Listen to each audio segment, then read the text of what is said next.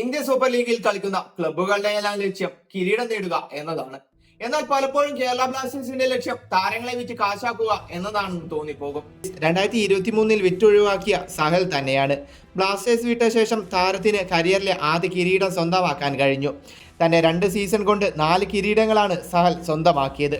Pereira dyes 2021-22 സീസണിൽ കേരളത്തിലെത്തിയ അർജന്റീനൻ താരമാണ് Pereira Diaz. 2022 താരം മുംബൈയിലെത്തി.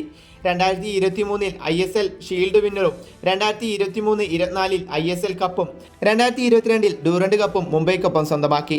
മറ്റൊരാൾ ഓഗ്ബച്ചയാണ്. നോർത്ത് ഈസ്റ്റിൽ നിന്നും ഓഗ്ബച്ച 2019-20 സീസണിൽ കേരള ബ്ലാസ്റ്റേഴ്സിലെത്തി. എന്നാൽ കേരളത്തിനായി 15 കളികളിൽ 16 ഗോളുകൾ നേടിയതല്ലാതെ കപ്പില്ലാതെ പോയ ഓഗ്ബച്ച അടുത്ത സീസണിൽ മുംബൈയിലെത്തി. 2020-21 സീസണിൽ ലീഗ് ഷീൽഡും കിരീടവും മുംബൈ സ്വന്തമാക്കുമ്പോൾ ഓഗ്ബച്ച അതിൽ വലിയ പങ്ക് വഹിച്ചു.